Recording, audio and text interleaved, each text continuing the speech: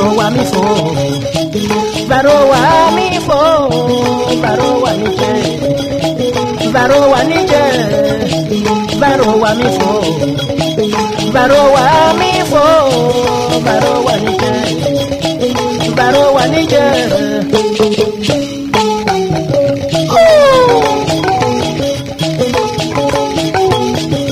Baro de tondo na wari mi na fa. Baro ole to seni baro de tondo na hela mi kunye. Baro ale to seni do funi seni amu ho wete. Wei baro de to seni do funi seni amu di do wa we. Baro ale to seni baro wa mi fo. Baro wa mi fo. Baro wa mi.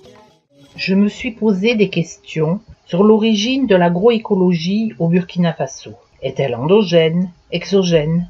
Pour le savoir, j'ai fait le tour de quelques fermes.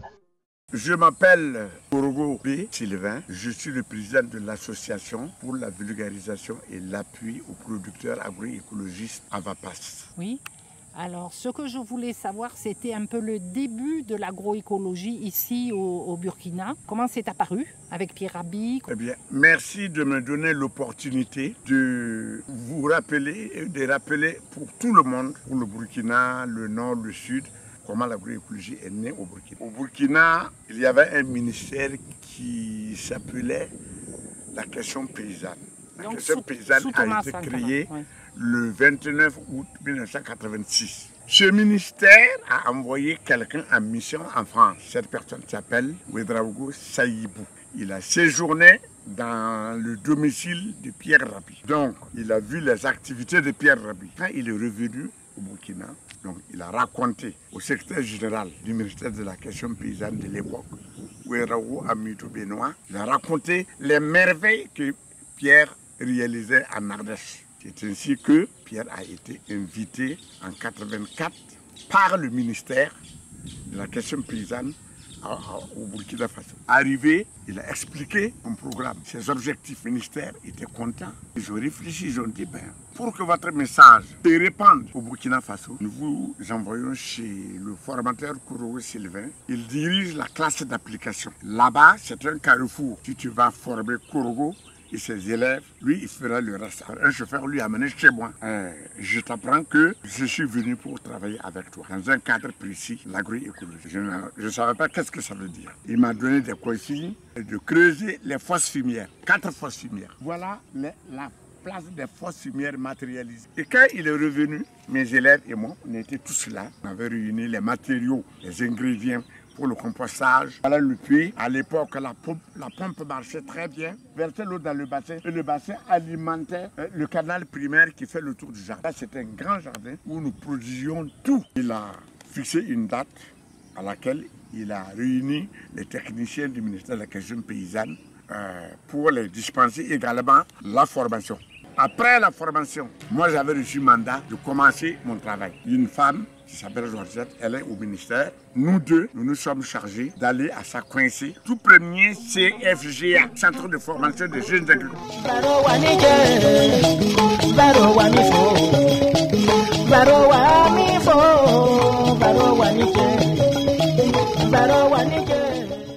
En France depuis environ une soixantaine d'années et je suis en Ardèche avec ma famille depuis environ 55 ans. Nous avons acquis un lieu dans lequel nous sommes d'ailleurs actuellement, lieu avec lequel nous avons fait notre retour à la terre, c'est-à-dire quitter Paris pour venir vivre à la campagne, devenir un paysan ardéchois. Après passer évidemment pour tous les apprentissages qui sont nécessaires pour le devenir. Et petit à petit, nous avons acquis ce lieu où nous sommes. Mais au lieu d'appliquer l'agriculture conventionnelle avec les engrais, les pesticides, les semences sélectionnées, etc., nous avons appliqué ce qu'on appelle l'agriculture biologique ou l'agroécologie sur ce lieu, en termes d'agriculture et d'élevage. On a élevé des chèvres, fabriqué du fromage, vendu population locale et puis voilà, nous avons au cours de notre aventure associé nos enfants, nous en avons 5 qui ont vécu donc dans ce lieu et puis qui ensuite sont allés chacun à leur vocation tout en étant très liés à ce lieu. Du coup, la dégradation s'est faite d'abord en Europe, l'Occident, j'inclus bien sûr les États-Unis et tout ce monde-là, où la problématique de l'agriculture a été complètement, telle qu'elle a été organisée depuis les millénaires, c'est des 10-12 000 ans, hein, etc., eh bien vers l'industrialisation à outrance et partout. Donc du coup, on n'a plus de paysans, il n'y a plus de paysans, il y a des industriels de la terre, des exploitants agricoles, mais il n'y a pas vraiment, on a éradiqué cette organisation magnifique, splendide, qui était celle de l'être humain, qui arrivait finalement à dialoguer avec son milieu et à organiser son milieu en prenant en compte la vitalité, la notion de vitalité, la notion de vie, il a pris tout ça en compte. Et tout ça, on lui a fait supprimer la pétrochimie internationale qui avait des réserves en nitrates destinées à la guerre, puis ces nitrates convertis à l'agriculture. Et c'est comme ça qu'on a, même dans la formation, on a général, justement par cette pétrochimie internationale, volonté de faire profit financier au détriment de tout le reste, eh bien, le système est un agronome d'engrais et un médecin prescripteur des médicaments des labos pharmaceutiques.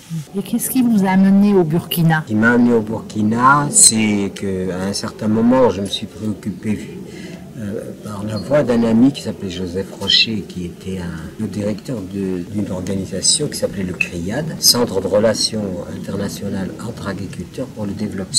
Cette organisation est pour mission en quelque sorte d'être en rapport paysans du Nord avec les paysans du Sud. Étant moi-même dans l'organisation étant né dans la zone Rhône-Alpes, nous-mêmes vivant dans cette zone Rhône-Alpes, il était naturel que par la voie du CRIAD, j'aboutisse finalement au Burkina Faso en 1981 pour la première fois. Et à partir de là, j'ai essayé de transmettre le savoir acquis en agriculture biologique à des paysans pour les libérer des engrais chimiques, des pesticides, des semences sélectionnées. Il faut les ramener en quelque sorte à une agriculture produite sans détruire. Et c'était où, au Burkina, que ça s'est passé? J'ai été d'abord capitale, Ouagadougou, et ensuite travaillé un peu à Bobo, au sud, et je rayonnais un peu, j'allais d'un endroit à l'autre pour l'enseignement de l'agriculture biologique.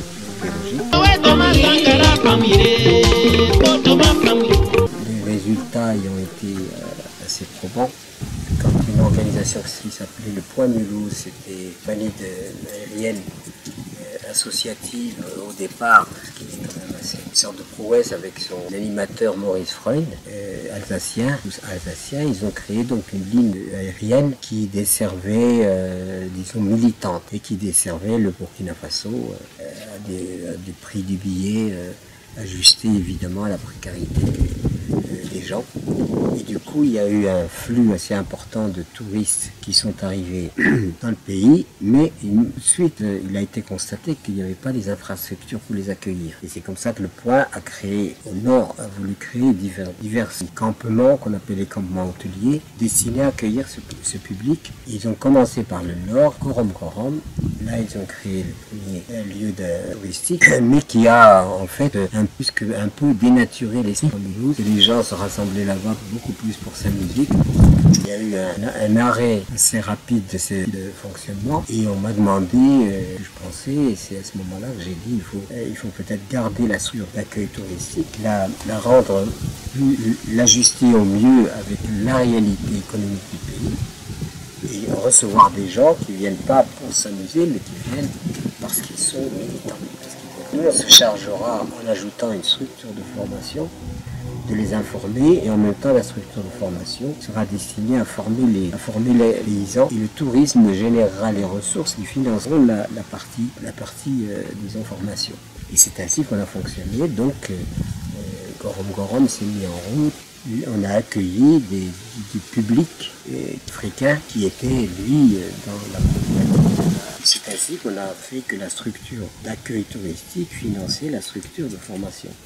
On demandait à ce que les villages élisent en quelque sorte un représentant du village, à charge pour lui, quand il était formé, de retourner au village pour propager l'agriculture. Et c'était de quelle partie du Burkina qui venait du plateau Mossi? Non, de tout le pays. On ne faisait pas de sélection tribale ou de sélection ethnique ou quoi que ce soit. Dans l'agroécologie, à propager à l'ensemble des populations.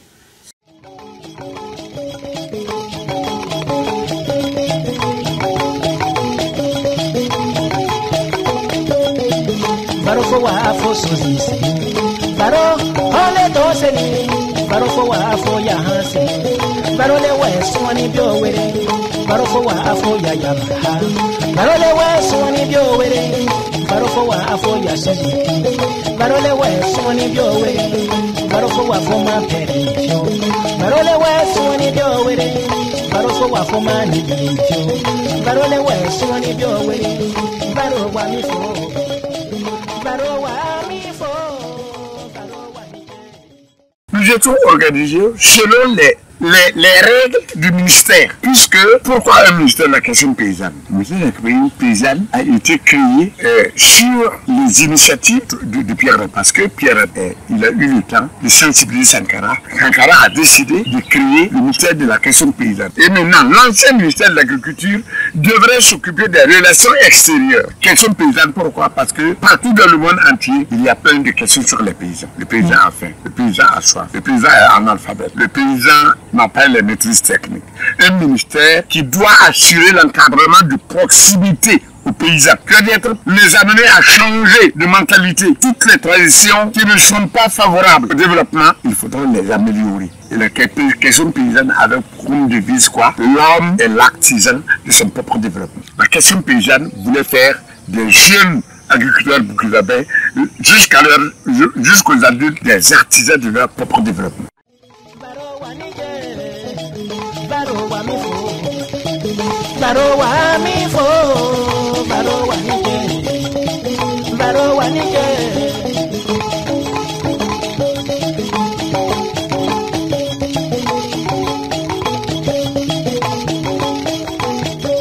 Baro de tondo na fusana balafo baro ole to seni baro de tondo na fusana afo yuko baro ale to seni baro de tondo na fusana afo yuko wey baro de to seni ali lo tondo kwani mandi mami baro ale to seni yaro tari tu mandi yaro wey ole to seni ahiza tari tu mandi baro ale to seni baro wa mifo. Moi, c'est Bastien Sam Tokoro. Je suis producteur agroécologiste, formateur et coordinateur de la pâte sanguine. Et est-ce que tu peux expliquer un petit peu comment ça a débuté? Donc, ça fait aujourd'hui 10 ans que nous avons été initiés par les premiers élèves de Pierre Rabhi. C'était en 2008. Tu es aussi de la lignée de Pierre Rabhi. Voilà. Et donc, c'était des formations qui étaient dispensées sur les techniques de récupération du sol, de régénération, de fertilisation. Et bon, moi j'avais trouvé vraiment de la passion à participer à ces séances, parce qu'à l'époque j'étais élève et aussi artiste peintre. Voilà. Donc, ça te change. C'était quelque chose de passion, parce qu'on prend les feuilles d'arbres, les plumes, les os, on mélange. Avec de la paille et ça change, ça devient une autre chose, comme un tableau avec une peinture, on crée une toile.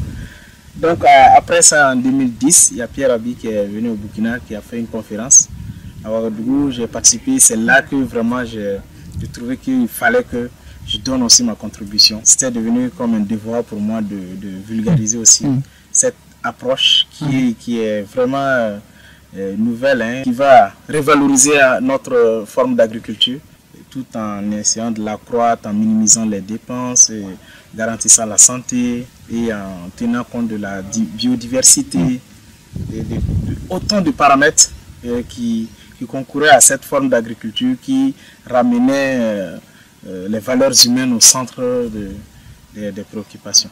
Oui, donc tu fais partie de tout un ensemble, la Conablacé, que vous avez suivi, la ligne de Pierre Rabhi et aussi un peu de l'époque de Thomas Sankara et tout ça, non? Voilà, exact. Donc après sa conférence, il y a eu Terre Humaniste qui a organisé une formation d'animateur, la première formation d'ailleurs, où nous nous sommes inscrits. On était une vingtaine à l'époque. Donc en 2011, on a fini cette formation et c'est à l'issue de ça que nous avons créé la pâte sanguine, qui veut dire Association pour la promotion d'une agriculture durable. Donc, c'est moi, à mon retour de ma formation, j'ai essayé de sensibiliser tous les amis qui aussi avaient un penchant à la terre, tout ça. Aïe, aïe, aïe, aïe, aïe, aïe, aïe, aïe, aïe, aïe.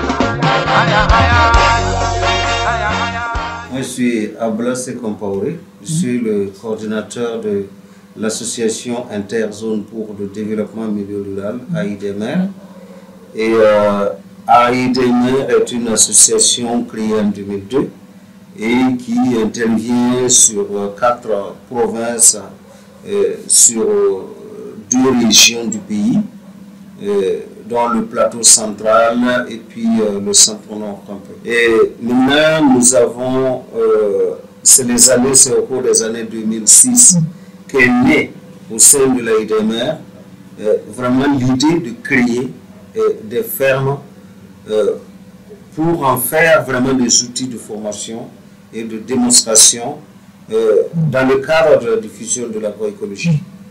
Et bien avant que nous-mêmes, nous soyons vraiment initiés, formés à l'agroécologie, nous l'avions déjà en tête de ramener les gens vraiment à une pratique beaucoup plus naturelle et qui est beaucoup plus favorable vraiment à notre nature, à notre environnement, au détriment de ce qui se passe actuellement. De plus en plus de produits pour tuer l'herbe, de plus en plus de produits pour tuer les insectes et pour accélérer le désert, la désertification. Et par la suite maintenant, on s'est fait former, d'abord en commençant par une rencontre avec Pierre Rabhi en début 2008 et pratiquement à partir du mois de mai-juin, on est arrivé à se faire initier. Je me rappelle bien, il y a 16 personnes de l'association qui ont bénéficié de cette formation-là auprès de ces anciens élèves, les anciens élèves de Pierre Rabhi au Burkina, qui ont eu vraiment le courage de poursuivre la diffusion de l'agroécologie. À travers, chacun a pu vraiment créer un centre de formation, créer une association avec assez de dynamisme qui ont pu vraiment maintenir la dynamique dans le cadre vraiment de la diffusion de l'agroécologie. Notamment M. Sylvain Corgo, M. Saïbou Dango, à travers les associations AGED et AVAPAS, que nous avons été formés. Et je trouve de plus en plus que les gens sont vraiment en train de prendre conscience, parce qu'en fait, c'est les points les plus sensibles qui sont en train d'être touchés, surtout la santé. Il n'est quand même pas difficile de faire comprendre à quelqu'un que lorsque tu prends un produit que tu ne connais pas pour tuer tout l'herbe, et c'est dans ce même espace que tu vas alors produire à partir d'une autre herbe, parce que les cultures, le mil, le sorgho, c'est aussi de l'herbe, comme l'herbe que tu as tuée. Et c'est par là que tu vas produire des graines à partir de l'autre herbe, et puis consommer. Après, tu es étonné et de contracter une maladie que tu ne connais pas le nom. C'est tout à fait logique. Tu dois complètement savoir seulement que bon, voilà, j'ai utilisé des produits que je ne connais pas, et par la suite, j'ai aussi des maladies que je ne connais pas. Et nous, à travers les séances de sensibilisation, c'est ce qu'on dit. Et combien sont aujourd'hui des maladies qu'on n'a pas les noms dans les langues locales? Le diabète, la tension, quoi. Donc, même ceux qui ne comprennent pas français, là, sont obligés d'appeler ces noms-là en français ou en d'autres langues. Bon, ça veut dire que c'est des maladies qui n'existaient pas ici, mais qui sont arrivées. Et c'est plus, tu arrives plus à les convaincre, les paysans, par la santé que l'agroécologie peut être plus rentable. C'est par quel biais que tu arrives mieux à les convaincre? C'est surtout par le premier point, en tout cas, qui facilement nous amène à convaincre les gens, c'est surtout du côté de la santé. Deuxièmement, la rentabilité. La rentabilité, il faut savoir qu'il y a un calcul à faire. Parce qu'en fait, pour gérer une exploitation agroécologique, tu es avec la nature, tu utilises vraiment du matériau naturel que tu as autour de toi, parce que c'est ce qu'on dit, l'agroécologie est vraiment une pratique universelle, sans frontières. ça peut en tout cas s'appliquer partout. Et donc, autour de toi-même, tu trouveras du matériau nécessaire pour le faire. Mais les gens ont du mal parfois à comprendre que quand on va simplement prendre quelque chose dans la nature, on peut en faire vraiment de la fortune avec. Ça dépend de quelle fortune aussi.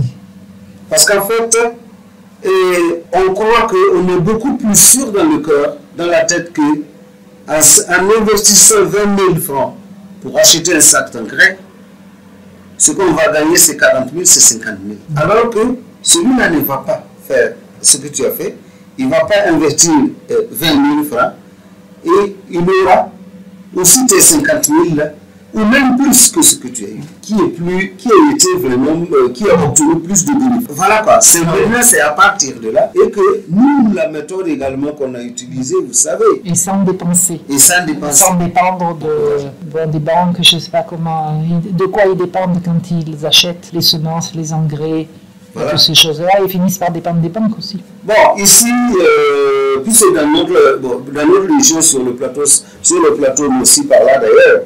Bon, c'est un peu compliqué qu'un paysan arrive à s'endetter en achetant par exemple des engrais et tout ça. Ceux qui n'en ont pas d'argent, ils n'osent pas. Mais ils ne veulent pas non plus mettre assez d'efforts pour passer dans les pratiques agroécologiques. Et c'est ceux qui se disent un peu aisés ou qui ont des troupeaux qui se permettent de vendre un bélier ou un taureau pour démarrer la saison pluvieuse.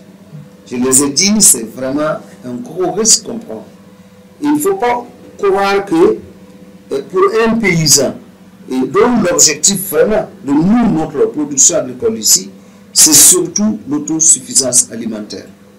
Et que dans ça, alors pour une famille de combien, je ne sais pas, mais tu investis déjà pas moins de 100 000 francs ou combien de 1000 francs pour démarrer une campagne agricole, vaut mieux garder cet argent pour leur acheter à manger.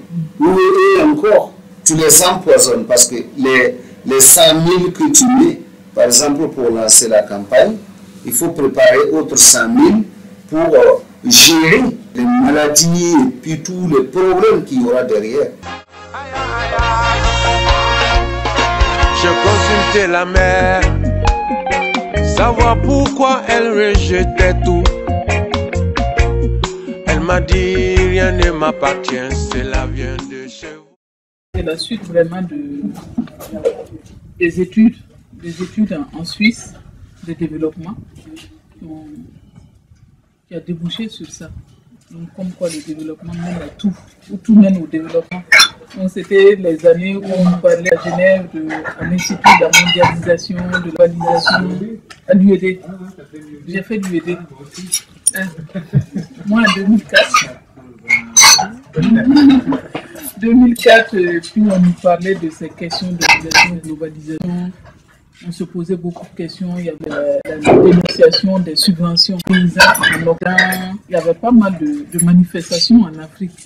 Les manifestations contre la vie chère, mais la montée des prix des produits de première nécessité, dont l'huile, le savon, ces choses. Non, c'était la vie chère. Voilà. Donc il y avait toutes les manifestations en Afrique, un peu en général, de l'Ouest en tout cas. Les manifestations contre l'État, les élites ont été attaquées parce qu'on se disait, et c'est l'État qui a augmenté les prix alors que c'était un phénomène international qui avait des répercussions au niveau très local. Donc il y avait toutes ces réflexions-là. On se demandait, mais quelle est notre option des études de développement? Mais ça veut dire quoi des études de développement? Ça veut tout dire et rien en même temps. Et au retour, quelle est ta contribution dans le développement de la nation, de chez toi? Qu'est-ce que je peux apporter en ayant eu ce master et master? Qu'est-ce que tu apportes à ton pays au retour? Donc les réflexions, chacun réfléchissait déjà depuis la Suisse. Et je voyais aussi des initiatives en Suisse. Quand je dis j'ai volé en Suisse, je voyais des qui tendaient en tout cas à valoriser tout ce qui était local dans des villages. Quand les gens vous donnaient quelque chose dans un village, là-bas on dit, tenez, c'est local, c'est de chez nous. Et toi tu étais là, tu dis, mais local de chez nous, ça veut dire que c'est pas valorisé, le local c'est quelque chose de déprécié, et là-bas on peut donner avec fierté et tout le reste. Donc, bon, ça t'interpelle. Tu dis, mais comment ça?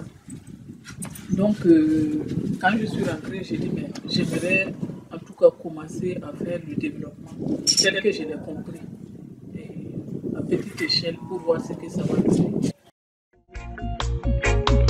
Je consulte les rivières, savoir pourquoi cette fat couleur. Elles m'ont dit pas responsable de leur triste malheur. Bonjour, je m'appelle Kabori Seydou. Je suis le directeur de la ferme pilote, le guide de l'association Zolanga Tava. Une association de 11 villages qui se sont réunis pour faire face aux difficultés communes, c'est-à-dire les mauvaises récoltes, l'érosion qui emporte en fait la partie fertile de leur terre, voilà, la désertification aussi. Donc, au niveau de la ferme pilote, on a mis en place un concept depuis les années 90, le concept bocagé. Donc aujourd'hui on parle de bocage sahélien. Et donc le concept en fait repose sur l'aménagement de champs pour des agriculteurs qui en font la demande préalablement d'abord. Et donc nous au niveau de la ferme on a les capacités techniques. On recherche les financements pour réaliser les projets là pour ces agriculteurs. Mais comment vous avez commencé tout à fait au début? Voilà, tout à fait au début, il faut dire que tout est parti de fil en aiguille parce que tout n'était pas clair dès le départ. Voilà, il a fallu travailler petit à petit et voir un peu des petites solutions qui ont été mises ensemble pour former le concept qu'on a aujourd'hui. Donc au départ, c'était 5 villages. Voilà, 5 villages qui s'étaient réunis. Et au fur et à mesure avec le temps, on est arrivé à cette année maintenant, on a les 11 villages là. Voilà. Donc aussi au niveau même de l'aménagement, il faut dire que ça a commencé d'abord dans la ferme, avant même de faire les aménagements pour les agriculteurs. Donc, il y a eu d'abord les tests qui se sont menés au sein de la ferme là, sur quelques hectares. 2 hectares et puis après on a aménagé 2 hectares pour des agriculteurs du village. Ensuite il y a eu d'autres agriculteurs qui ont demandé et donc on a aménagé 8 hectares. Les premiers 2 hectares là, ont été faits en 95. Voilà. Ensuite il y a eu entre 97 et 98 les 8 hectares et à partir de 98 à 2000 il y a eu une grosse demande qui était pour 100 hectares. Donc, on a aménagé entre 98 et 2000. Ensuite, les choses sont parties. Il y a eu 130 hectares, 113 hectares, 146 hectares même dans un autre village. Et le dernier en date, il fait 155 hectares et ça a été fait dans le village de Guy. Donc là, vous n'avez pas un problème de main-d'œuvre parce que c'est les paysans eux-mêmes qui cultivent. Voilà, c'est les paysans eux-mêmes qui cultivent et c'est eux-mêmes aussi qui vont participer aux travaux d'aménagement. C'est-à-dire, on prend la population locale sous forme de contrat, voilà, qui vont réaliser les différents creusages et tout ce qu'il y a comme aménagement, de mares, du haies et tout ça. C'est la population locale qui va travailler et elle est recrutée comme contractuelle. Voilà. Donc ça fait en fait une entrée même d'argent aussi dans le milieu local pour dynamiser un peu l'économie. Mais alors c'est des paysans individuels qui aménagent, qui veulent cultiver ou c'est des collectifs, c'est des coopératives ou comment c'est? Ok, on a 2 systèmes en fait d'aménagement. D'abord il y a le périmètre bocager là, qui lui se veut collectif. Donc quand des agriculteurs ont un site plus ou moins grand, en tout cas au moins 100 hectares, voilà, ils se regroupent, ils nous font la demande et nous on enclenche le processus d'aménagement du périmètre. Et donc là quand tout cet ensemble tous ces bénéficiaires là forment en fait un groupement que nous on a baptisé groupement foncier. Voilà.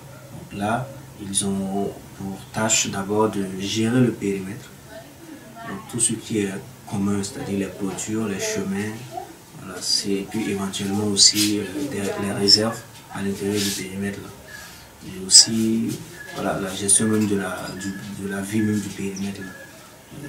Ça c'est collectif. Mais ensuite le deuxième volet il est individuel, pratiquement, on va dire familial.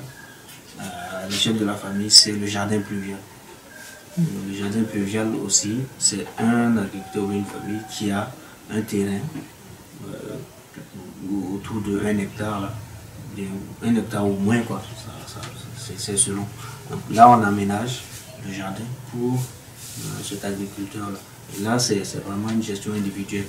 Alors que pour le périmètre, la gestion est collective. Mais est-ce qu'ils cultivent collectivement ou est-ce que ils ont certaines choses à gérer en commun et ils cultivent individuellement? Voilà. Comment ils font? Il y a certaines choses à gérer ensemble, mais ils cultivent individuellement. Voilà. Chacun a un lot de champs dans lequel il va mener une rotation culturelle. Voilà. Et donc, c'est de façon individuelle la culture. Mais après, comme je l'ai dit, il y a la gestion même du périmètre, là, tout ce qui est commun. Là, ils le font tous ensemble. Mais est-ce que vous arrivez à cultiver ici les cultures de contre-saison là qu'on a du côté de Bama, Bobo? Non, ici on a, dans notre travail même, l'objectif même de nos travaux là, c'est de pouvoir profiter au maximum, de façon optimale de la saison des pluies. Voilà, donc pratiquement tous nos travaux sont basés sur le bénéfice maximum qu'on peut tirer de la saison pluvieuse là. Vraiment spécifié spécifiquement là-dessus. Voilà. C'est pas basé sur un forage, un puits et toutes ces choses-là. Pas un forage, pas de puits. Oui. Donc, voilà. Mais on fait, par exemple, le jardin pluvial, c'est un jardin qui fonctionne aussi en saison des pluies. Et donc dans ce jardin, il y a une mare qui va recueillir les eaux de pluie, là, voilà, qui va réutiliser pour arroser les légumes. C'est un peu quelque chose, ça vient comme un complément de la culture de contre-saison, surtout au niveau des légumes. Là. Elles m'ont dit que ce n'était pas le bon chemin, mais qu'elle n'y était pour rien. On vit au jour le jour, sans se soucier du lendemain. Je vais laisser quelque chose après moi. On construit à grands pas, sans savoir où l'on va. Moi, c'est Kolga Jamali, comme vous l'avez dit. Donc, coordinateur national de Slow Food Burkina et conseiller international de Slow Food pour le compte de l'Afrique de l'Ouest. Dire que nous ne devons pas bafouer notre nourriture, mais nous devons faire de sorte à ce que notre nourriture puisse être valorisée et conservée, parce que la nourriture est très importante pour nous. Et aussi, la vision de Slow Food d'aujourd'hui, à son temps jusqu'à aujourd'hui, c'est de changer la manière dont la nourriture est conçue et consommée. Donc, c'est de consommer, si vous voulez, de façon responsable, de produire de façon responsable. Donc, la vision de Slow Food, c'est d'abord que chaque peuple puisse préserver sa nourriture, son alimentation. C'est le droit de chaque communauté à préserver son alimentation. Voilà pourquoi on dit biodiversité alimentaire. C'est pour dire que quand nous produisons la nourriture, nous devons veiller à ce qu'il y ait une vision de durabilité dans cette manière de produire et de consommer. Si par exemple dans la production, nous employons des produits qui ne sont pas de nature à préserver le sol, à rentabiliser ce que, à s'inscrire dans la durabilité, ça veut dire que nous détruisons la terre, par exemple, ou nous n'allons plus avoir l'occasion de produire, parce que la terre va disparaître. Tous les processus de la conservation, de la commercialisation doivent respecter cette vision de durabilité du développement, cette vision de durabilité de la nourriture, donc de toute la vie et de toute la terre en un mot, parce que dans la durabilité, nous voyons la protection de l'environnement, la protection de la santé humaine, la santé animale. Voilà pourquoi il faut dire, consommons ou produisons bon, propre et juste. Ça, c'est vraiment les termes clés, les trois concepts qui résument la philosophie de Slow Food, qui interpellent les consommateurs, les producteurs, les transformateurs, les décideurs.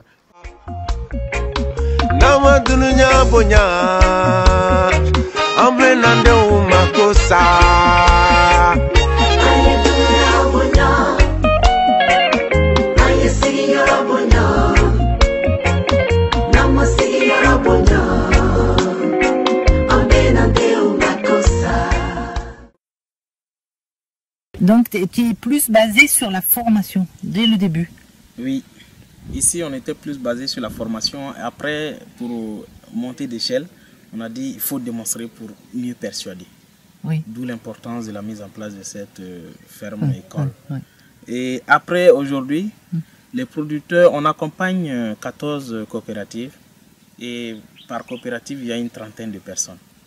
Donc, c'est des personnes qui se sont engagées et ils sont au total plus de 400 paysans. Donc, ils sont engagés à produire dans les conditions, avec les techniques agroécologiques. Il y a des coopératives en élevage, en technique de production maraîchère, en culture pluviale. Mais que vous avez formé ici? Nous formons depuis 2015. C'est depuis 2017 que nous avons repris vraiment avec des organisations, des coopératives. Au départ, c'était des formations individuelles. Donc, mais aujourd'hui, il y a pas mal de personnes qui arrivent à produire, qui mettent à la disposition les produits.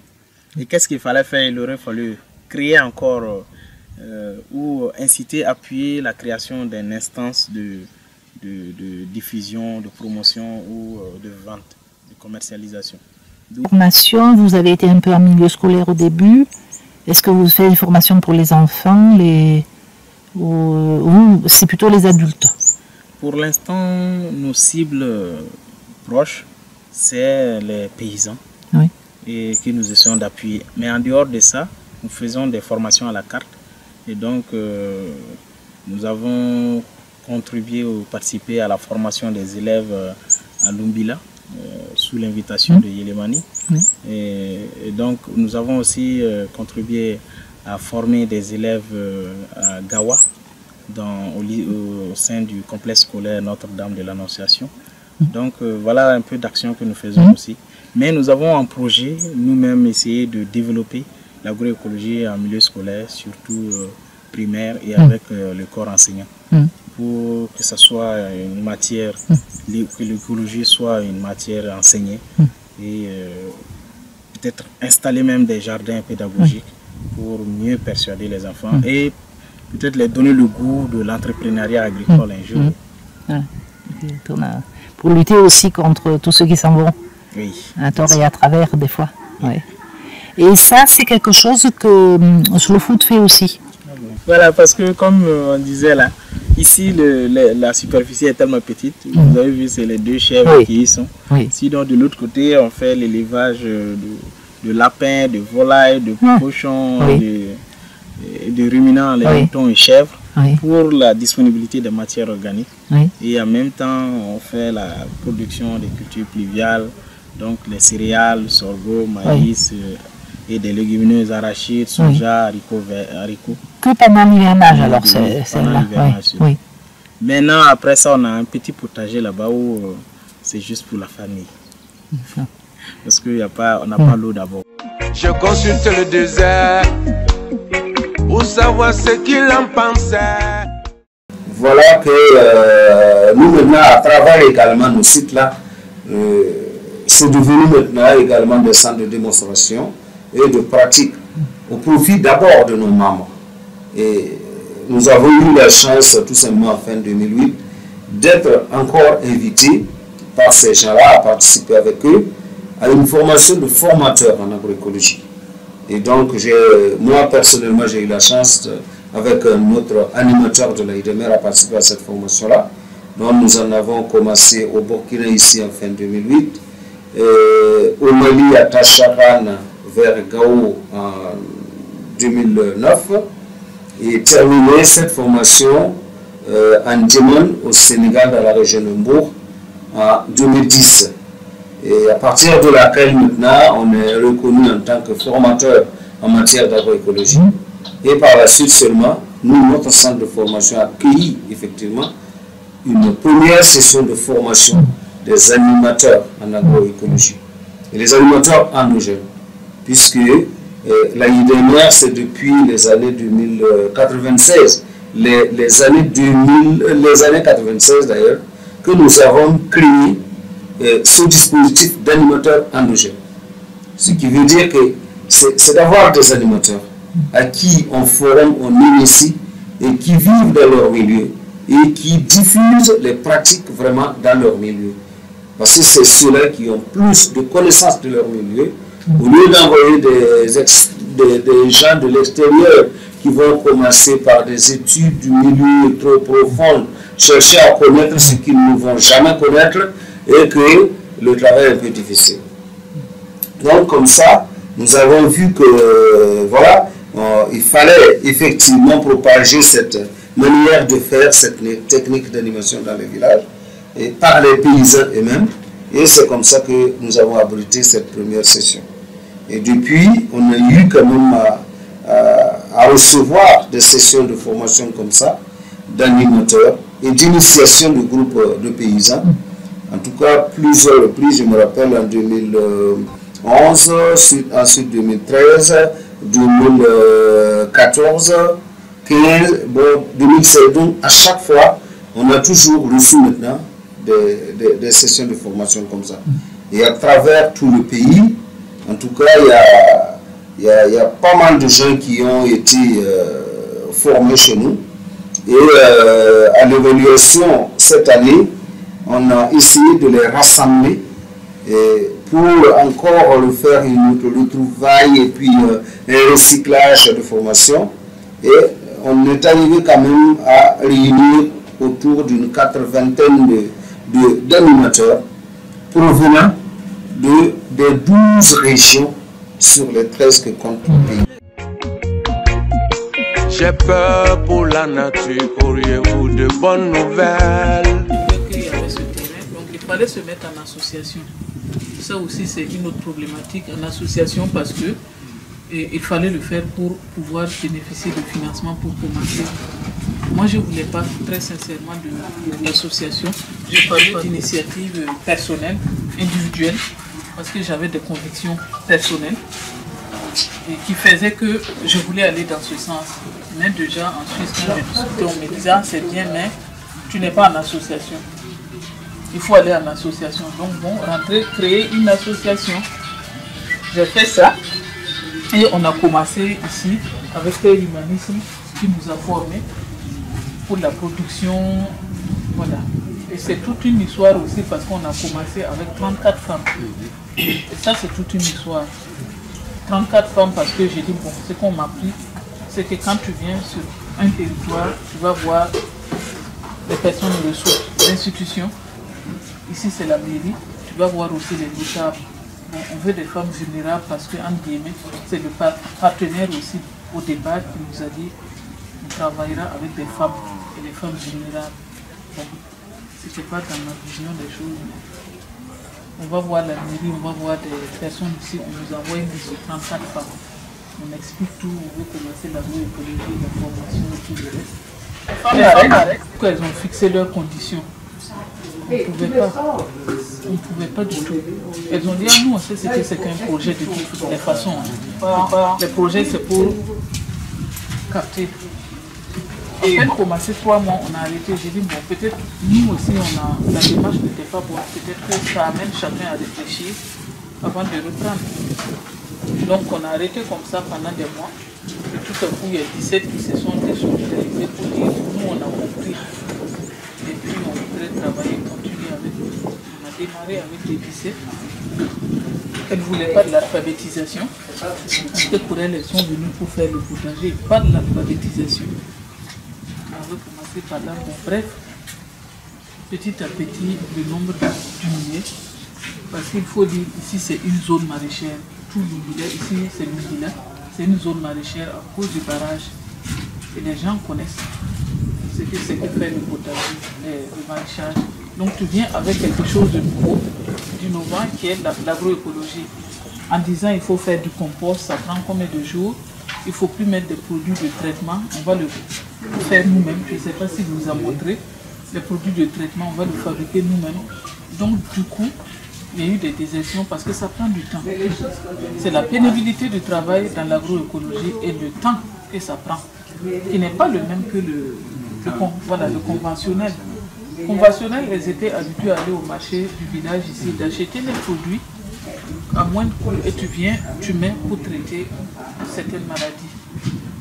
Et toi tu viens, tu dis non, on doit utiliser d'abord le local, c'est-à-dire la disponibilité. local pour travailler, tout le monde n'était pas en tout cas d'accord pour ça. Bref, Clopin Clopin, il y a eu des actions, jusqu'à ce qu'on se retrouve avec, je ne sais pas, 8. Je consulte les étoiles, savoir si on ne s'est pas trompé. Basé sur la partie sahélienne du Burkina. Voilà. Là où les pluies ne sont pas abondantes, c'est là qu'on est. Et c'est le système d'aménagement là, si est même pour ce type de climat là. Bon, dans la zone de Boko où il pleut un peu plus, c'est applicable mais pas exactement. Donc, on peut modifier certaines choses. Mais les techniques de culture là, je pense que ça, la fertilisation avec le compost, ça c'est partout.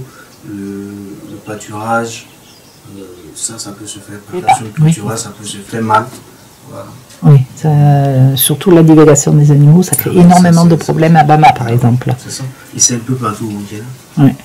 C'est ainsi que l'autre, Thomas Sankara, il avait fait les trois luttes contre les feux de brousse, la lutte contre les feux de brousse, la lutte contre la divagation des animaux et la lutte contre la coupe abusive du bois dans les exploitations. Donc bon. Il avait vu très tôt, et bon, malheureusement ça continue. Donc, mais bon, on essaie comme on peut de sensibiliser les gens sur ce phénomène-là.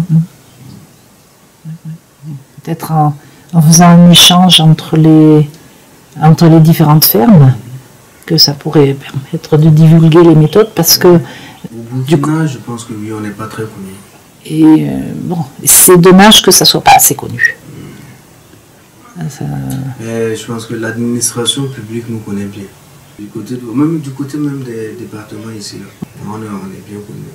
Ça nous a valu même l'année passée, en décembre dernier, là, une reconnaissance de l'État, voilà, pour ce qu'on fait sur place ici. La définition de Slow Food, c'est de dire que c'est une structure, une association éco-gastronomique internationale qui est basée en Italie, dans une ville qu'on appelle Bra. Comme je dis, Slow Food, c'est une structure internationale qui est présente aujourd'hui dans 160 pays dans le monde. Et donc, au niveau de l'Afrique, nous avons plusieurs pays. Bon, je ne vais pas citer tous les pays, mais vous allez comprendre que nous avons plus de la moitié des pays de l'Afrique qui sont dedans. Et comme je vous dis, moi, je représente l'Afrique de l'Ouest, où nous avons 11 pays qui sont membres où nous a des activités qui se mènent. Et donc, ça veut dire que ces pays qui sont dit l'Afrique de l'Ouest, vous voyez, les pays de la CEDEAO, dans la CEDEAO, nous avons 15 pays. Donc, ça veut dire que Slow Food est présent presque dans tous les pays de la CEDEAO. Et donc, notre objectif, au niveau du Burkina Faso, Slow Food est là depuis 2004. Et donc, les activités sont développées au bout de la 2010. Et actuellement, nous sommes en train de nous renforcer. Pour la nature, auriez-vous de bonnes nouvelles? Elles m'ont dit que ce n'était pas le bon chemin, mais qu'elle n'y était pour rien. Et donc, à partir de cet instant, on a commencé à dispenser des formations, des sensibilisations d'abord pour parler de l'approche agroécologique aux communautés paysannes, même en milieu scolaire. Et après ça, on a commencé les formations un an plus tard. Avant la ferme? Avant la ferme. On a créé l'association en 2011. On a commencé les sensibilisations en 2011-2012. Et après, moi, j'avais eu la chance d'aller demander un espace chez les prêtres où je faisais un peu mes techniques, tout ça. Et je vivais un peu de mon activité agricole. Et puis, quand on a commencé les formations, on a vu que les paysans, quand même, la majorité était réticents par rapport à cette nouvelle approche, cette alternative. Mais c'était à l'époque. Oui.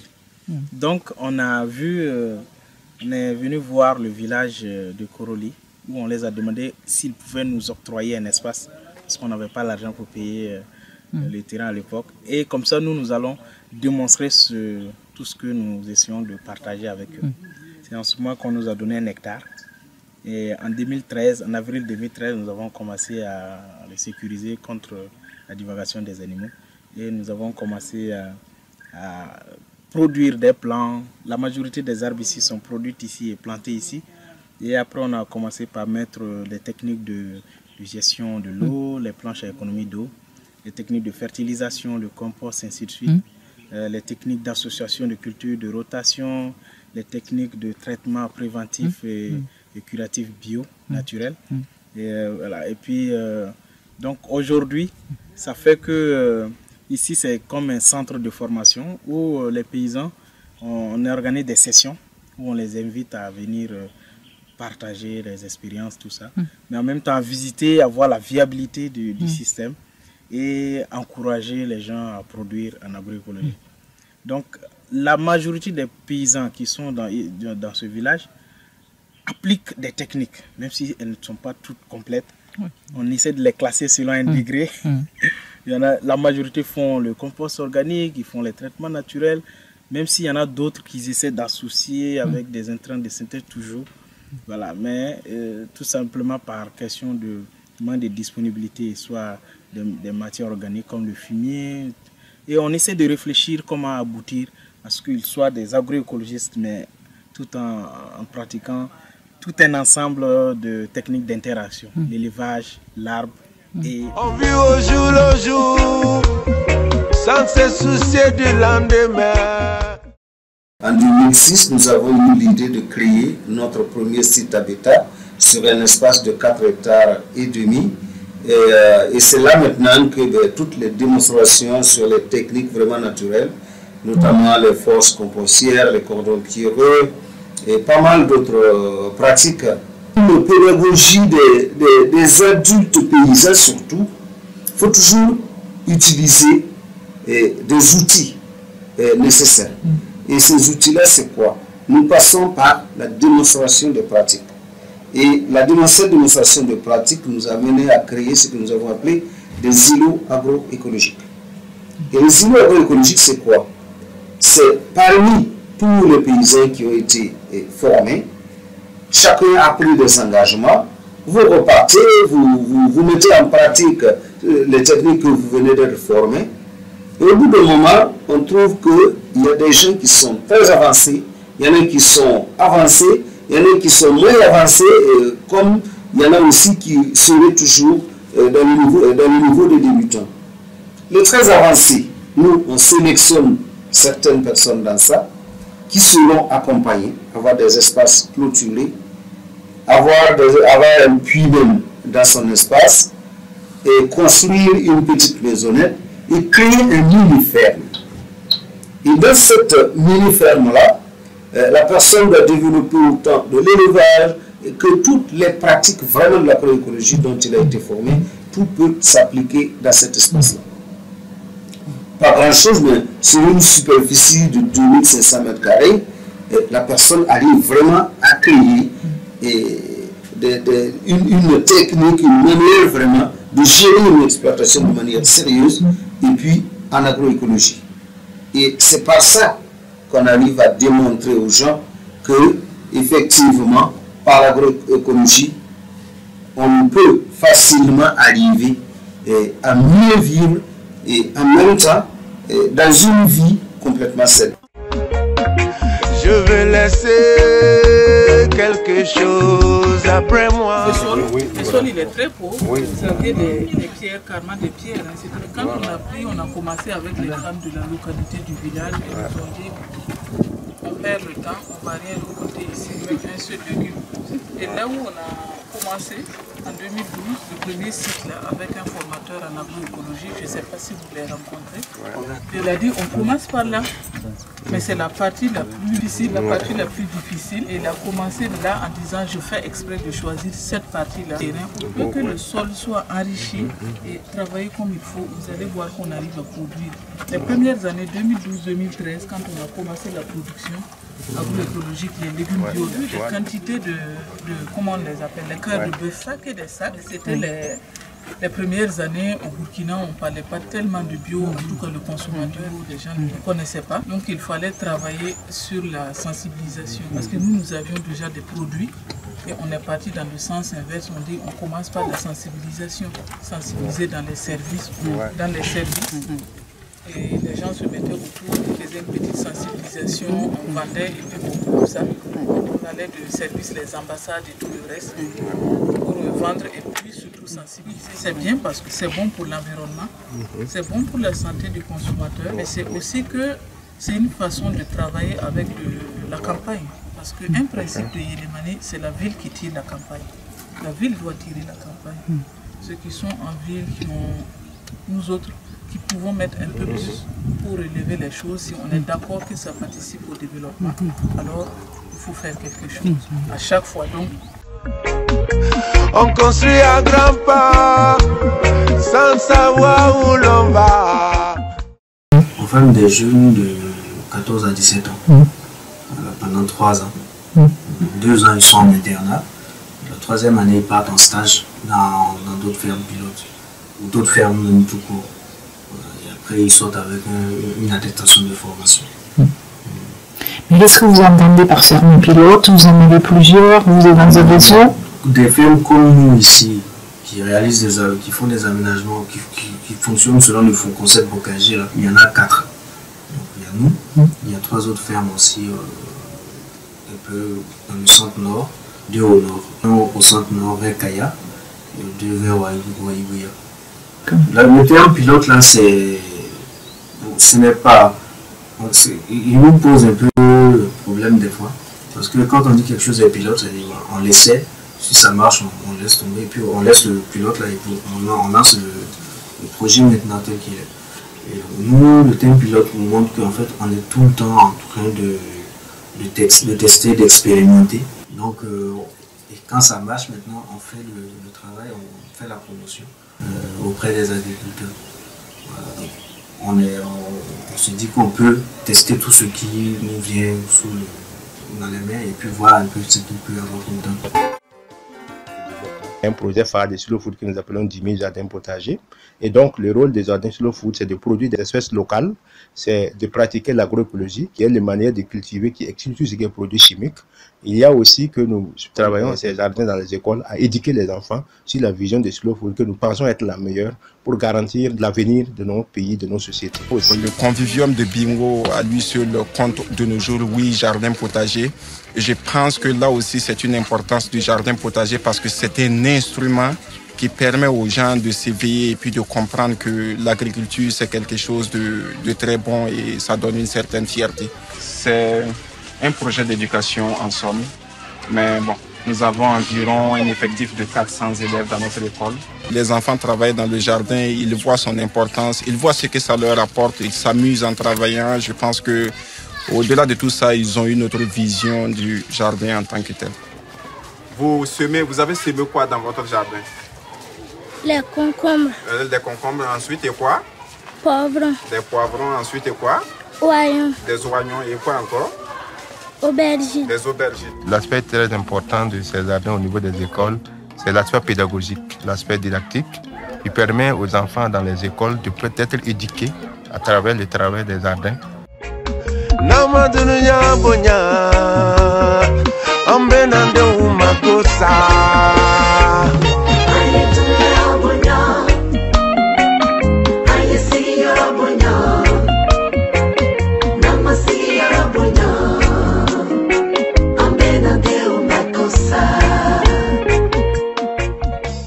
Et vous n'avez pas essayé de faire par exemple, du compost, parce que nous on avait pensé faire ça à Mama, pour les maraîchiculteurs, des insecticides bio pour les maraîchiculteurs, de se spécialiser dans ce que les autres n'ont pas le temps de faire ou...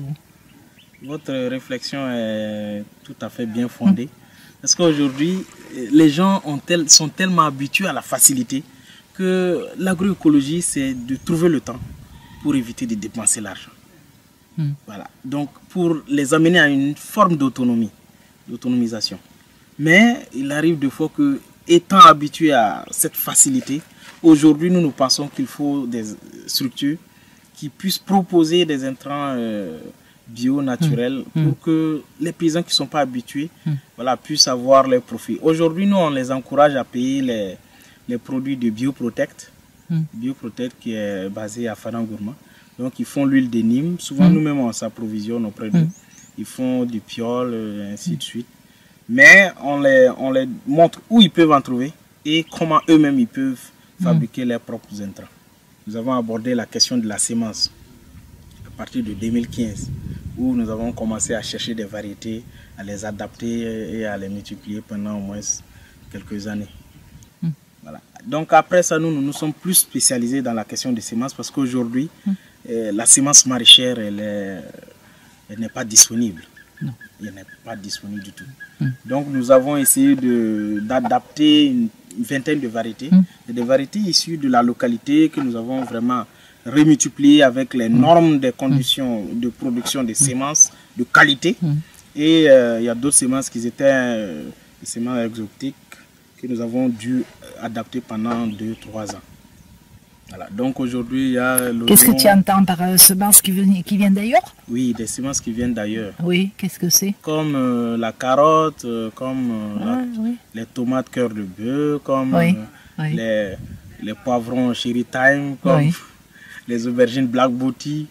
Voilà des variétés qui viennent d'ailleurs. Pourtant, il y a nos variétés, nos semences locales. On a la tomate aubergine, la tomate africaine, blanche, on a l'aubergine locale, amère, ainsi de suite. Voilà. Oui, d'accord. Oui, parce que c'est... Et il y a même Ablacé qui a planté un olivier là. Je ne sais pas s'il va survivre, mais pour le moment... S'il croit, il peut. Il peut, d'accord. Oui, on peut essayer de... Moi, je lui ai dit que je lui rapporterai du thym. Parce que c'est un répulsif. C'est très bon le thym, pour plein de choses. Mais bon, je ne sais pas si ça s'adaptera. C'est sûr. Les plantes s'adaptent difficilement, mais quand on croit, on y arrive. J'ai vu un paysan qui a produit du blé à Banfora. Oui. Et j'étais vraiment émotionné de voir que... Il est arrivé? Ah oui. Mais c'était un blé particulier ou un blé... Non, c'est une publication qui est bien fondée. Oui. Où j'ai vu la production qui évoluait vraiment très bien. Ça va nous diminuer encore les dépenses. Exactement.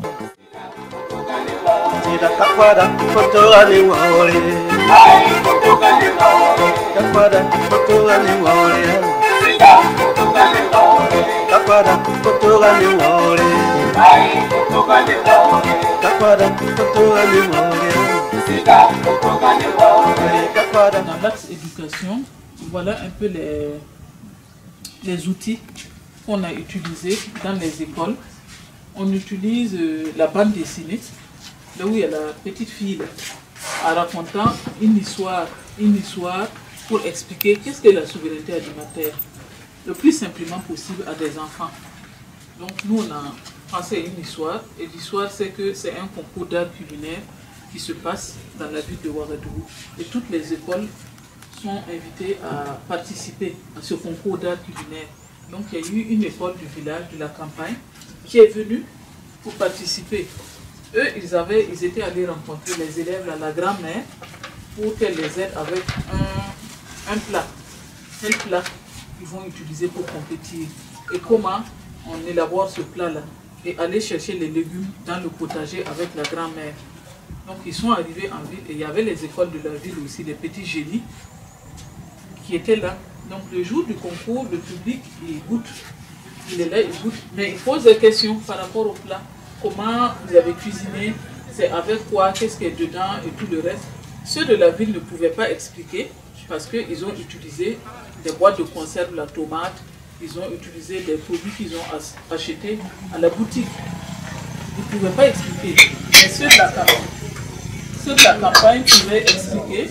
Donc ils ont réussi à expliquer, à convaincre le public parce qu'ils savaient d'où venaient leurs produits, comment ça a été fait. Donc le premier prix a été décerné à cette école-là du village. Donc, un autre public, ce sont les femmes qui sont dans les marchés. Les femmes dans les marchés, c'est elles qui vendent.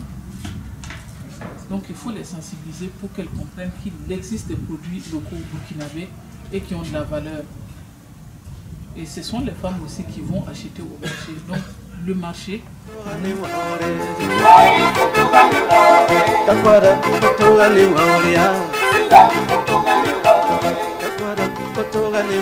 Et puis des livres. Oui, c'est un peu l'ancêtre de la permaculture ici, en Afrique.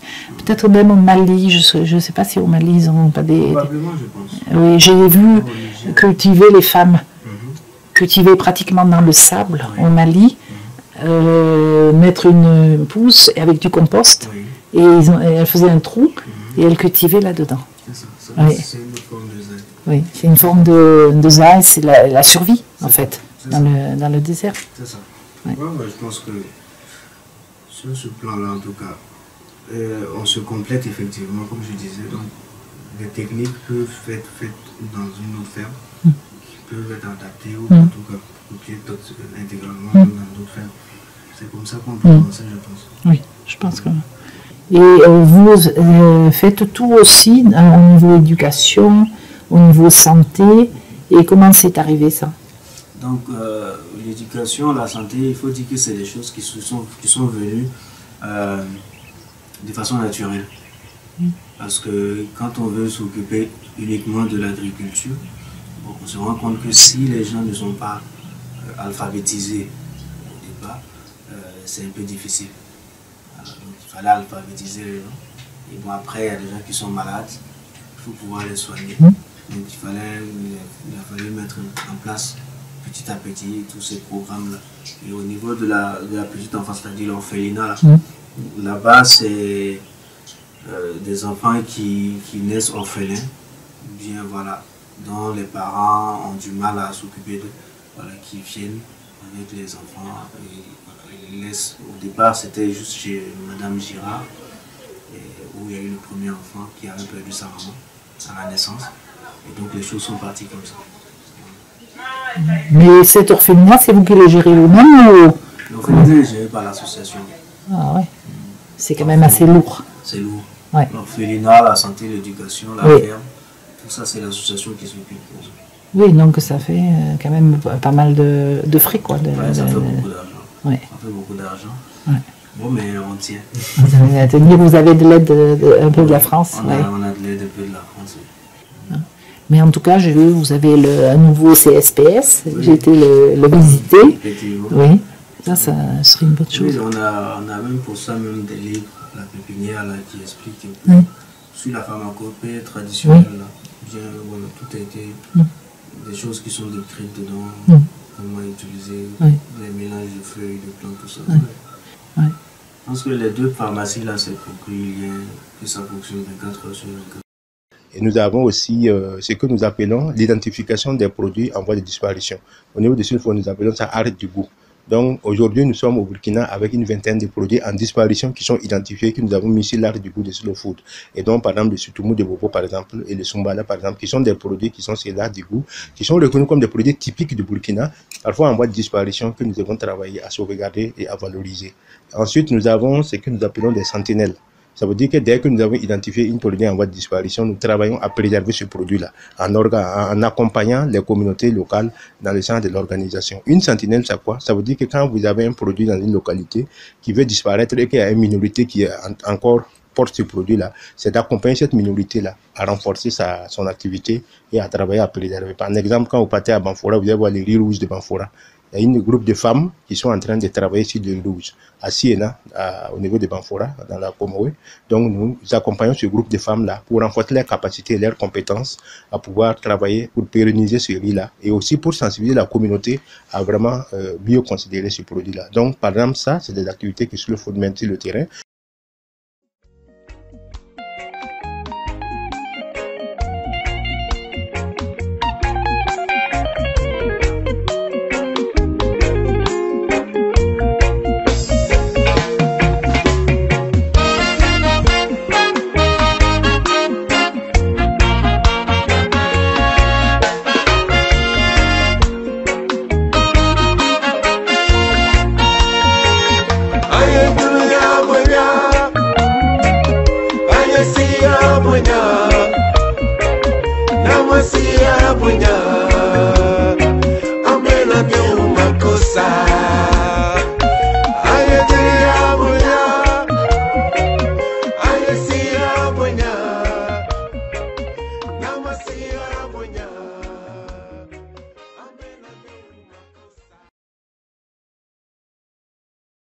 D'où la mise en place d'un marché que nous avons appelé marché écolo à Rio, qui a lieu tous les samedis.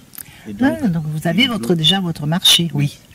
Parce qu'aujourd'hui, même au-delà de ce marché qui n'est pas encore beaucoup animé, il va falloir que nous essayons de développer des journées de dégustation où on maximise la publication, on invite tous les autres acteurs, même qui sont au-delà de notre province, pour que ensemble les gens puissent connaître l'existence des produits agroécologiques.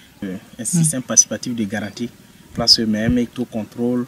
Ils ont développé les chartes de qualité et voilà, avec des sanctions pour qu'ils ne respecteront pas la règle. Et vous avez l'appui du maire? Oui, on a essayé d'avoir de la collaboration avec la mairie. Je pense qu'ils sont de notre côté parce qu'à tout événement, on ne se réserve pas de les inviter et aussi à donner leur touche pour qu'on arrive au développement durable et surtout à l'autonomisation, à l'autosuffisance alimentaire. Ah, ça, c'est très bien. Donc vous avez déjà quand même un peu de débouchés? Oui. Ou est-ce que ça suffit pas? Parce que vous avez quand même 14 coopératives. Oui. Alors, mais aujourd'hui, il faut dire que c'est un début dans cette histoire de promotion parce qu'il y a des gens qui arrivent, ils voient les produits, bon, et ils se disent que, ah, bon, est-ce que même si le prix est un peu cher, ils ne sont pas prêts, il y a d'autres qui sont prêts à payer parce qu'ils savent que c'est un prix qui quand même garantit leur santé. Et les gens n'ont pas aussi l'information de l'existence de ce marché d'abord. Donc, il nous reste encore un travail à faire. Sensibiliser tous les acteurs, dire les producteurs et former plus de paysans à ce que toute la chaîne se multiplie et qu'il y ait une disponibilité accrue.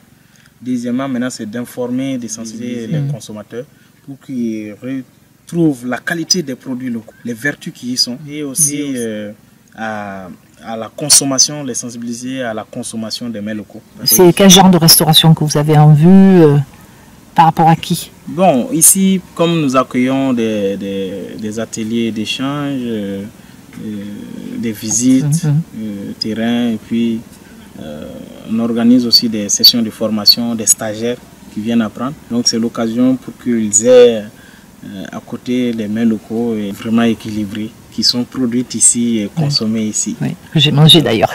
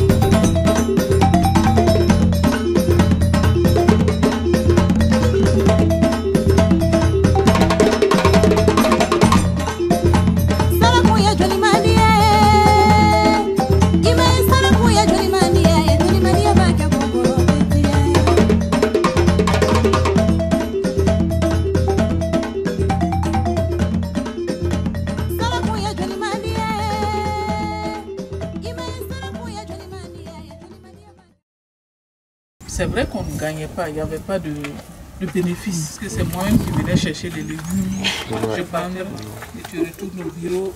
L'idée, c'était pas vraiment de le départ, mais c'était de que les gens se rendent compte qu'il y a un travail qui est. Qu'est-ce que c'est? On a créé un MOS et on ne peut pas satisfaire la demande. C'est vrai que c'est des marchés de niais aujourd'hui.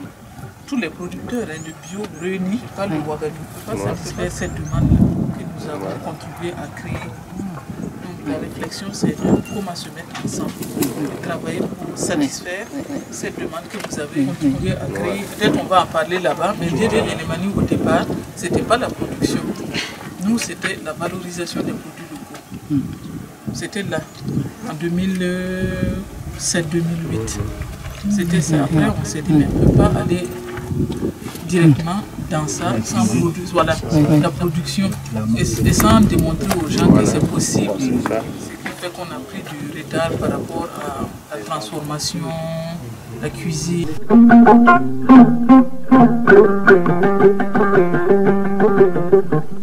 Mais pour vous, j'ai l'impression que c'est une grande production par rapport aux autres fermes que j'ai vues. Et donc, c'est dans le but, vous pouvez nourrir une population. Mais pour le potentiel qu'il y a dedans, dans les périmètres bocagers, là, on sait que, en tout cas, on est convaincu que si les gens travaillent vraiment bien, la production peut être énorme pour être vendue. Mais pour le moment, qu'est-ce qu'ils font? Ils la consomment, ils la vendent? Ils la consomment, mais ils vendent une partie. Pour les céréales, c'est surtout pour la consommation. Après, les cultures secondaires comme l'arachide, le haricot, là c'est surtout pour la vente, quoi. Parce que vous arriveriez à fournir, par exemple, pour un autre village ou Ouaga?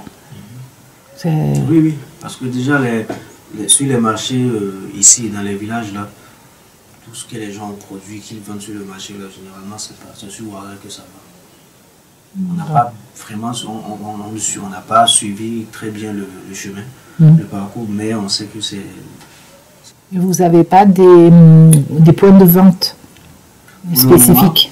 La commercialisation, c'est un des volets de nos activités au niveau de la ferme pilote, mais pour le moment, on n'est pas encore arrivé à ce stade-là. Voilà. On veut d'abord que les gens arrivent à produire suffisamment d'abord, et ensuite, on va maintenant voir le volet commercial pour effectivement mettre en place peut-être des boutiques, voilà, des zones comme ça de vente, groupées surtout pour les... Et bon, ici, chaque année, on a une manifestation qu'on appelle les ruralies. Les ruralies, en fait, c'est comme une fête pour faire la promotion de la ruralité. Donc, au cours de cette fête-là, les agriculteurs qui ont des produits du terroir qu'ils ont produit eux-mêmes, ils peuvent vendre leur production là, comme ça, au cours de cette fête. Bon, mais pour le moment, on est en train de développer effectivement ce volet-là, de la vente des produits locaux, on dirait même des produits du terroir. Donc ça se fait pour le moment tout doucement. Voilà. Vous n'avez pas de problème pour écouler? Non, parce que déjà, comme c'est pas nous-mêmes qui nous occupons de la vente, et que la vente se fait par le producteur lui-même, ils n'ont pas de problème comme ça. Mais bon, des fois, comme les prix varient, on se dit que ça peut être source de soucis aussi, quoi. Parce que d'autres fermes ont le problème d'écoulement des produits. C'est pas des produits de légumes? C'est plutôt des légumes, oui. Plutôt des légumes. Effectivement, parce que les légumes, le souci c'est que la production, les récoltes se font pratiquement au même moment. Et quand il faut écouler, soit c'est trop moins, les prix sont trop bas et c'est difficile. Des fois aussi c'est l'accès, le voie de communication, les routes là, pour pouvoir atteindre l'acquis. Et nous travaillons aussi avec les restaurants. Les restaurants slow food, c'est des restaurants qui produisent suivant la philosophie de slow food, le bon, le propre et le juste. Et les restaurants slow food, c'est un restaurant, comme on l'a dit, qui contribue à préserver l'alimentation locale. Si vous voyez un restaurant qui fait les mains, ça veut dire qu'il va exclure tout ce qui est produit chimique, tout ce qui est pratique qui porte atteinte à la santé humaine, à la santé animale ou à la protection de l'environnement. Donc, pour valoriser ces mets-là, ces repas-là, pour que nous puissions les considérer. Ensuite, pour contribuer à véhiculer la culture des communautés. Parce que le fait que nous avons un produit, parmi un restaurant à Bobo qui produit par exemple le sutumu, qui fait le sutumu pour vendre aux gens, ça veut dire qu'elle permet aux gens d'accéder au sutumu à tout moment. L'aspect, c'était que nous travaillons à travers ces restaurants-là à pouvoir sensibiliser les consommateurs. Quand vous partez dans un restaurant slow food, ça doit être un restaurant qui vous communique, qui vous dit qu'est-ce que vous mangez, qui vous permet de comprendre que le repas qu'elle est en train de faire, la personne fait le souci aussi de votre santé et elle contribue aussi à valoriser votre culture. Donc, ça veut dire que ces restaurants sont vraiment des plines pour notre réseau, où des gens doivent pouvoir apprécier ce que nous faisons. Et au niveau du Burkina, nous avons ce qu'on appelle l'Alliance des cuisiniers du Burkina. Et actuellement, nous sommes en train de travailler à mettre en place 18 restaurants qui vont être répartis sur le territoire du Burkina et qui vont vraiment pouvoir être des lieux où nous pouvons référer des gens.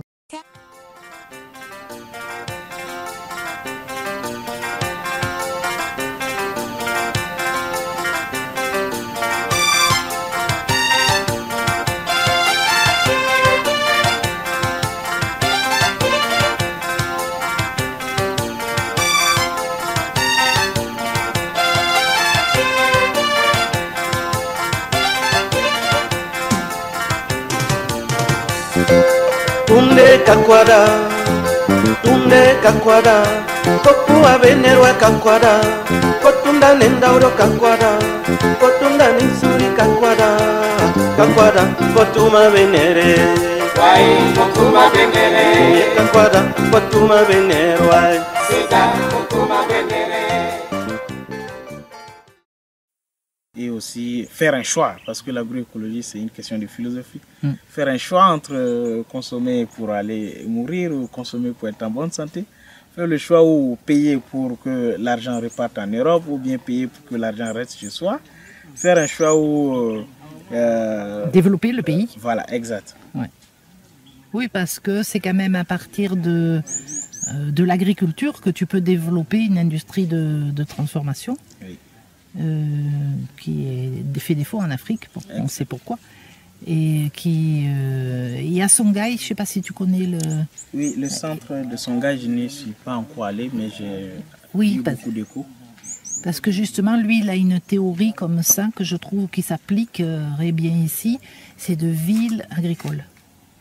C'est qu'à partir de l'agriculture, tu peux créer une ville. Mais une ville, pas une ville comme on a à l'heure actuelle, mais une ville où l'industrie serait au service de l'agriculture uniquement. Oui. Ça ne déborderait pas. Le premier, c'est toujours l'agriculture. Oui. Pour que le premier soit toujours l'homme. Voilà. Ouais. Et c'est vraiment une bonne action, parce qu'aujourd'hui, tout le monde mange. Oui. Et qu'est-ce qu'on mange, on n'en sait pas. Si plus on sait ce qu'on mange et on mange quelque chose de qualité, quelque chose qui garantit la santé, c'est l'essentiel. Oui. Et vivre aussi dans un environnement, parce que si tu penses à l'Europe, il ne faut pas aller plus loin que Ouaga, qui est une ville infernale aussi. Oui, bien sûr. Et c'est pas uniquement ce que tu manges, c'est tout ce que tu respires. Oui. Et le style de vie qu'on a.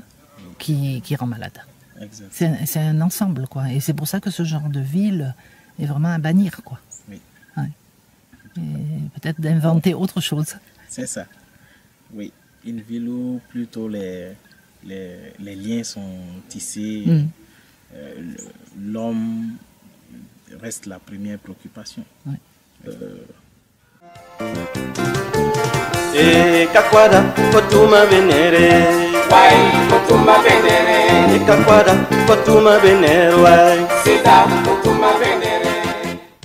Et est-ce que tu penses que bon là l'agroécologie ça nourrit une famille et tout ça, mais est-ce que tu penses qu'on peut arriver à nourrir une population?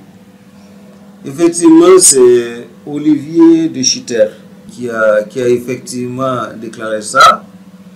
Mais c'est vraiment une réalité. Et actuellement, c'est un peu cette contradiction, cette discussion qui fait que vraiment on ne sait pas d'abord où poser sûrement vraiment les pieds de départ. C'est-à-dire, d'un côté, l'agroécologie, de l'autre côté, il y a également les grosses firmes occidentaux qui font de nos dirigeants publics, de nos dirigeants des États africains et un peu partout, des démarcheurs pour vendre leurs produits. Donc ça fait que même si, par exemple, une bonne partie des gens ont la volonté de produire en agroécologie et que derrière, il y a d'autres équipes ou d'autres personnes plus fortes qui arrivent avec de l'argent qui détruisent ce que vous installez. Actuellement, c'est ce que dans les proverbes aussi on dit, c'est la case du singe. Pour faire le toit d'une case des singes, il y a certains qui déchirent pendant que d'autres le couvrent. Ils vont passer toute la vie, par exemple, à refaire le même toit, quoi. Et ça, c'est un peu compliqué. C'est cette perturbation qui, aujourd'hui, nous avons une bonne partie des gens, en tout cas, qui ne font que de la promotion de ces firmes-là. Et que, mais sinon que, on n'est pas obligé, on ne dépend absolument pas de cette nouvelle technique ou de cette nouvelle méthode d'agriculture qui est vraiment l'agriculture industrielle là, pour nourrir le monde. Ah non, par l'agroécologie, on peut arriver clairement et simplement à nourrir le monde entier.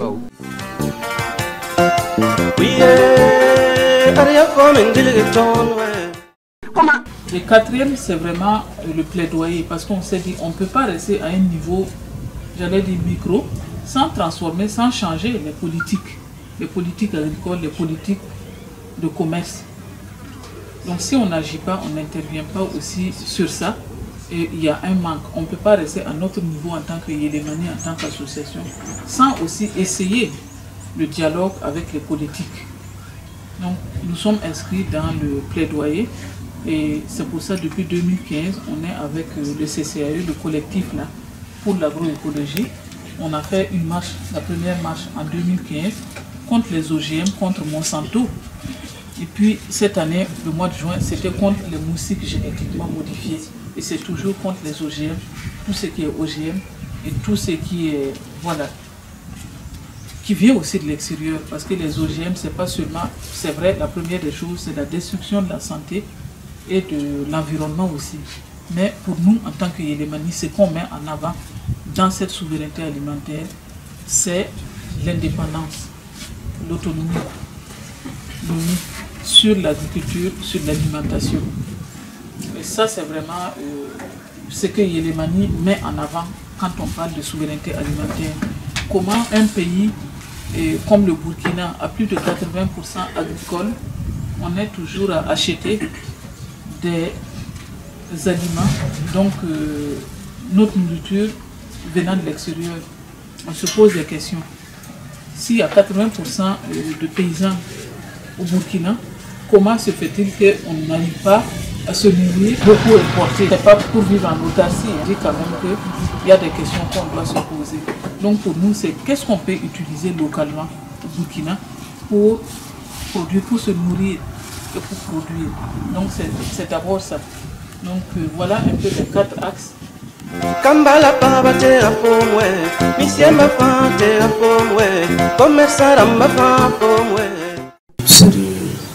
On a mis en place un concept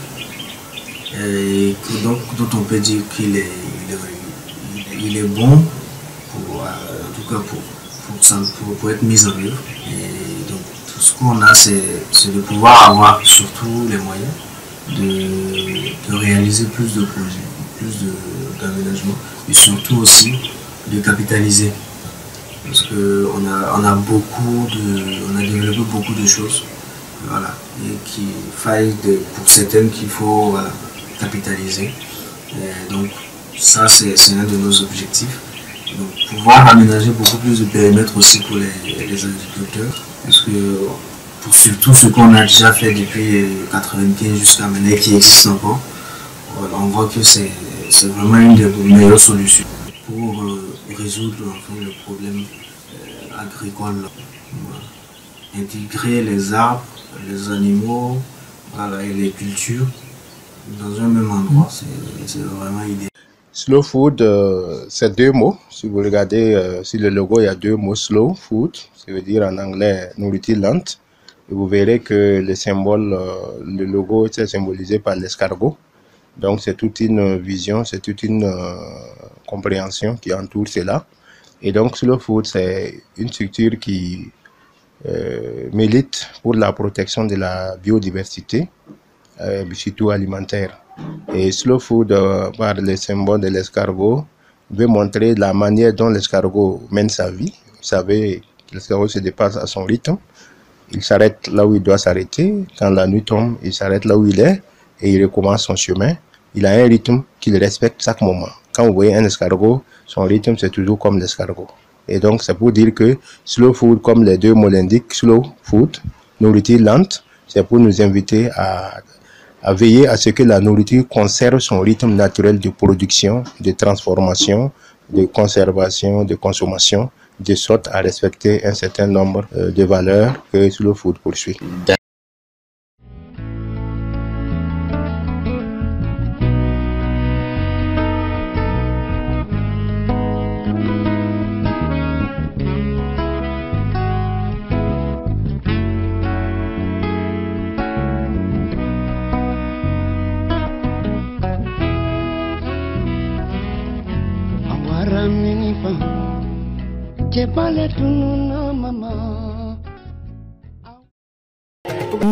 Comment vous avez fait connaissance avec Thomas Sankara? Et Sankara est venu bien plus tard, une fois que nous avions déjà fait notre expérience. Et Sankara, observant et voyant le travail qui a été fait, en particulier l'adhésion des paysans aussi, parce qu'on ne prenait pas paysans simplement en fonction, on prenait aussi sur les critères sociaux, sur les critères de ce qu'il est. Eh bien, Sankara, au vu de la crédibilité que j'avais acquise, c'est-à-dire de la confiance que j'avais suscitée auprès des paysans, a estimé que je devais peut-être carrément prendre en charge le déploiement national de l'agroécologie. J'avais consenti bien sûr, et puis Sankara a été assassiné.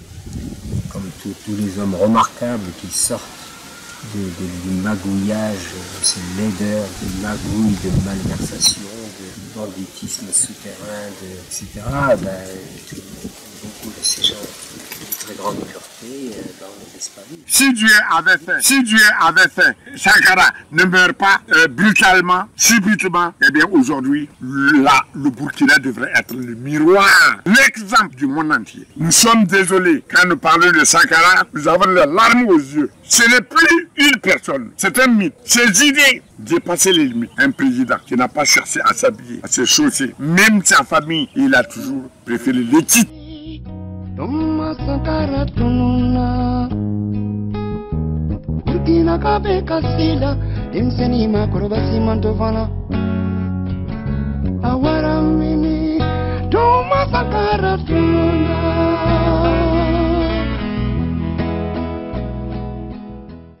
La question paysanne prônait le développement endogène.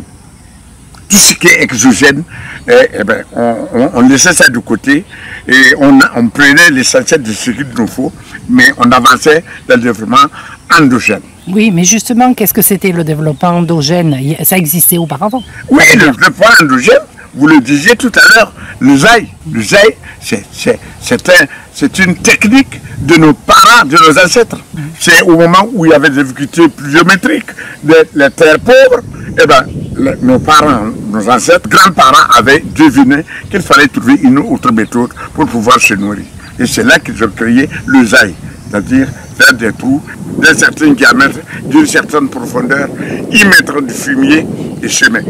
Oui, puis l'agroécologie a quand même des racines du Burkina. Voilà, c'est ça que je voulais dire. Ça n'a pas été importé, par Pierre Rabhi de France. Non, c'est pas importé. Puisque nos parents étaient déjà écologistes. Nos parents étaient environnementaux. Et pour preuve, les noms des personnes, les noms des enfants, les noms de chefferies, ça c'est puisé dans la nature. C'est les noms d'animaux, c'est les noms des arbres. Ils savaient faire ce qu'on appelle la sobriété heureuse. Ils se contentaient du peu qu'ils ont. Ils savaient que le développement se fait à la taille de sa mesure. Nos parents étaient déjà des écologistes en toute honnêteté. Ils n'ont pas attendu le blanc pour connaître l'agroécologie. Les gens sachent que Pierre Rabhi nous a apporté une agroécologie selon son expérience du Nord, mais nous avons adapté l'agroécologie du Nord à celle du Sud. Notre agroécologie est agroécologie burkinabé. Pour revenir à Sankara, le contact, la communication entre Pierre et Sankara a beaucoup influencé la politique révolutionnaire. Ce qui fait que la révolution a créé 8000 villages, 8000 compostiers.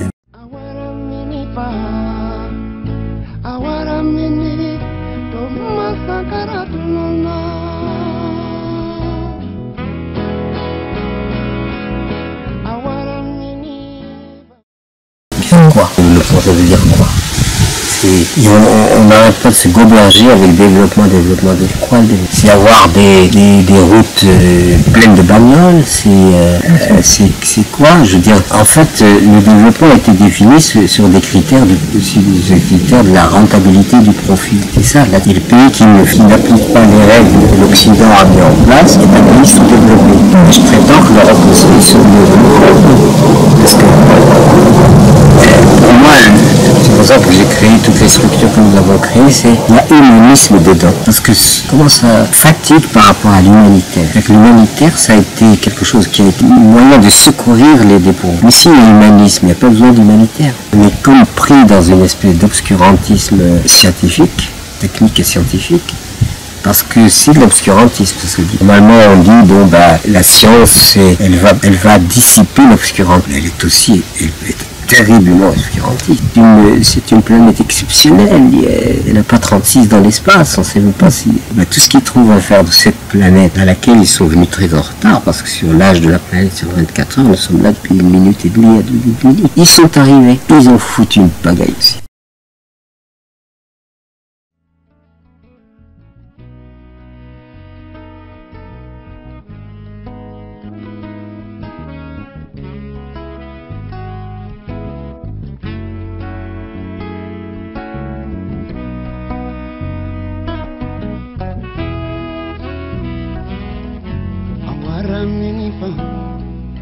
Jebale tununa mama awarami Doma sankara tununa Burkina kabe kasila Dimseni makorobasi mantovana Awarami Doma sankara tununa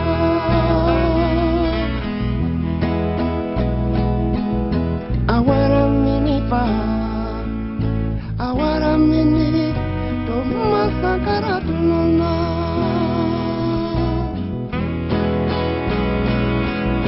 Awaramini ba Awaramini do masakara tununa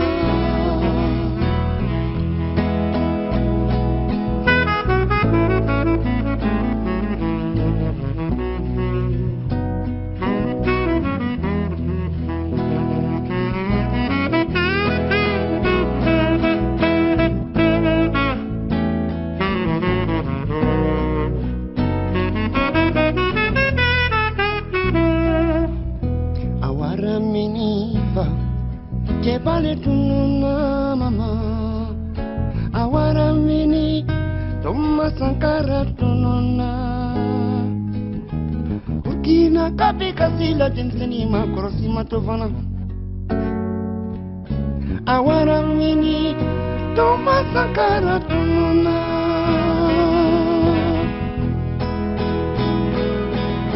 Awaramini ba Awaramini Sankara tununa